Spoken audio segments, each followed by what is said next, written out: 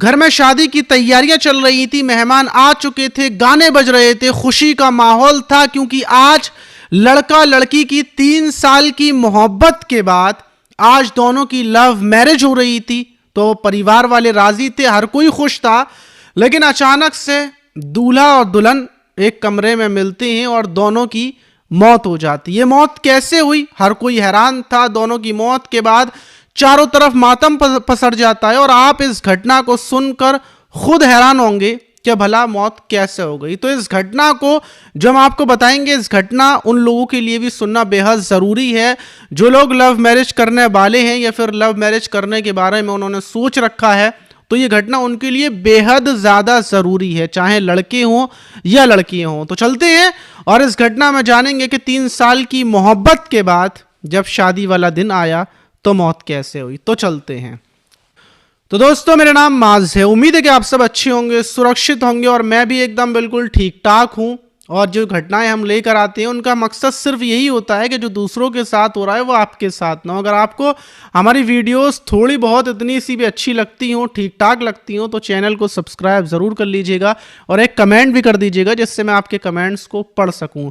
तो आज की जो घटना है वो उत्तर प्रदेश के सीतापुर ज़िले की है और वहीं का एक महमूदाबाद थाना है। उसी थाने के अंदर एक मिठोरा गांव पड़ता है और जो ये 24 नवंबर गुजरा है, इसी 24 नवंबर को मिठोरा गांव के अंदर एक गुड्डू नाम के लड़के की शादी थी।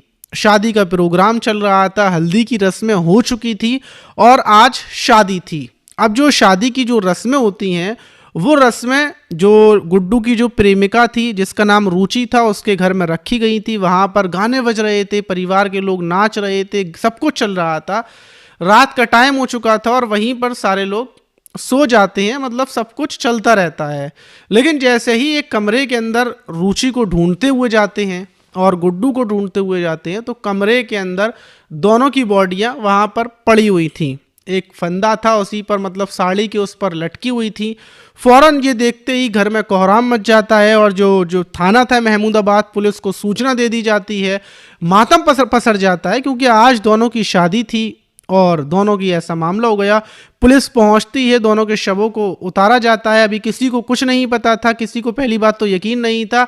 सबको ये लग रहा था कि भला शायद इनको टांगा गया है क्योंकि एक फंदे पर दोनों की शादी थी, खुश थे, फिर ऐसा कैसे कर लेंगे। जब पुलिस आने के बाद दोनों की लाशों को पोस्टमार्टम के लिए भेज देती है तो छानबीन करती है और पता करती है कि भाई गुड्डू और रुचि की प्रेम कहानी कैसे हुई, शादी कैसे हो रही थी। जब इसके बारे में पता किया जाता है तभी पुलिस को कुछ पता चल पाएगा।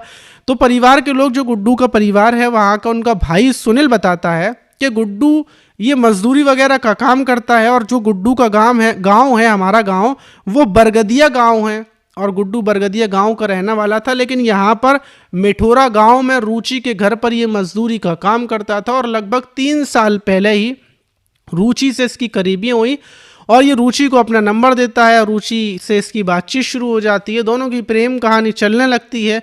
लेकिन कुछ महीने पहले ही रुचि के परिवार वालों को पता चल जाती है, वो विरोध करते हैं और जो ये गुड्डू था ये हमें बताता है कि ये रुचि से प्यार करता है। हम लोग रुचि के घर पर आते हैं, शादी का प्रस्ताव रखते हैं, लेकिन पहले शादी के लिए परिवार के लोग तैयार नहीं होते। लेकिन रुचि के कहने पर शादी के परिवार के लोग शादी करने के लिए तैयार हो जाते हैं और वहीं सब कुछ चल रहा था। अब गुड्डू का आना जाना नॉर्मल जैसे पहले था वैसे ही अब था। गुड्डू रुचि से मिलने के लिए आता था क्योंकि दोनों की शादी की डेट फिक्स हो चुकी थी और डेट जो फिक्स की गई थी वो 24 नवंबर को की गई थी क्योंकि 24 नवंबर को योगी आदित्यनाथ की तरफ से जो शादी समारोह होता है उसमें ही इनको हिस्सा दिया गया था कि आज इन सारे लोगों के साथ तुम्हारी भी शादी हो जाएगी। लेकिन 24 नवंबर को पुलिस प्रशासन की तरफ से डेट आगे बढ़ा दी जाती है और जो प्रोग्राम में, जो समारोह में इन लोगों की शादी हो रही थी वो कैंसिल हो जाती है। लेकिन जो परिवार के लोग थे वो बोलते हैं कि देखो, शादी की सब तैयारियां हो चुकी हैं तो समारोह के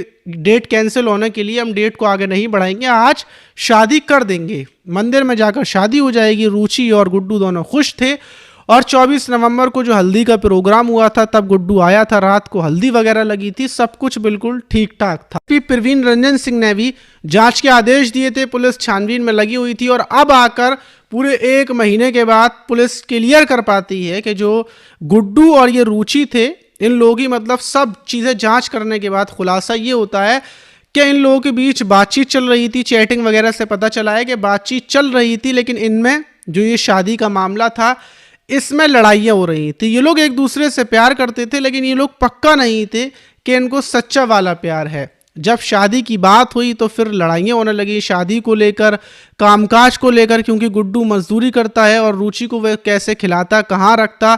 और जो रुचि के परिवार वाले थे वो अंदर से दुखी थे, शादी नहीं करना चाहते थे, लेकिन रुचि की जिद की वजह से वो शादी कर रहे थे। और दूसरी तरफ गुड्डू के परिवार वाले भी शादी नहीं करना चाहते थे, वो गुड्डू की जिद की वजह से कर रहे थे। और दोनों ही रुचि और गुड्डू टेंशन में थे, खुद से ये लोग शादी को तैयार नहीं थे, लेकिन परिवार वाले लोग ये झंझट ख़त्म करने के लिए इनकी शादी कर रहे थे। और शादियां काफ़ी टेंशन में थी, कोई प्रोग्राम नहीं था, कोई खुशहाली नहीं थी, दोनों परेशान थे। और इसी परेशानी के चलते इन लोगों की बातचीत एक दिन पहले कॉल पर भी हुई थी। कॉल पर यही था कि देखो मैं तुमसे शादी कर रहा हूँ, मैं फंस गया हूँ, परेशान हूँ, परिवार के लोग परेशान हैं, हमसे हर कोई परेशान है, हमारी शादी से कोई खुश नहीं है, हमें कोई खुश देखना चाहता नहीं है। ये सब चीज़ें हो रही थी। और इसी लड़ाई झगड़े में, टेंशन में, जब गुड्डू बोलता है कि मैं मर जाता हूँ, रुचि बोलती है मैं भी मर जाती हूँ, तो फिर ये सब बातें होती हैं। कमरे के अंदर दोनों ही जो साड़ी का पल्लू था उसे बांध कर दोनों लास्ट में फैसला करते हैं कि ऐसा करते हैं हम दोनों ही ख़त्म हो जाते हैं, क्योंकि परिवार खुश नहीं है और सब कुछ बर्बाद है। तो सबसे बढ़िया है कि हम लोग ख़त्म हो जाएं और अपनी ज़िंदगी को ख़त्म कर लें। अगर हम शादी नहीं करेंगे तो फिर परिवार और तमाम लोग उंगलियां उठाने वाले होंगे। और अगर एक लड़की का किसी और के साथ संबंध हो जाता है या लड़के का हो जाता है तो उसकी शादी वैसे भी कहीं और नहीं होती, उन लोगों का ये कहना था। तो इस वजह से इन लोगों ने ख़ुद को ख़त्म कर लिया। तो इस घटना से ख़ास कर आपको ये सीखने को मिलता है कि अगर आप किसी लड़की से, देखिए बहुत सारी चीज़ें हैं जो सीखने को मिलती हैं। अगर आप किसी लड़की से सच्चा प्यार करते हैं, अगर आप उससे शादी कर सकते हैं, तभी आप उससे शादी के लिए बोलें। क्योंकि अगर मामला बिगड़ गया, परिवार को पता चल गई, परिवार के लोग या पुलिस थाने में आपकी शादी होने लगी, मामला फंस गया शादी का और आप शादी नहीं करना चाहते, तो आप भी ऐसा ही करने पर मजबूर हो जाएंगी।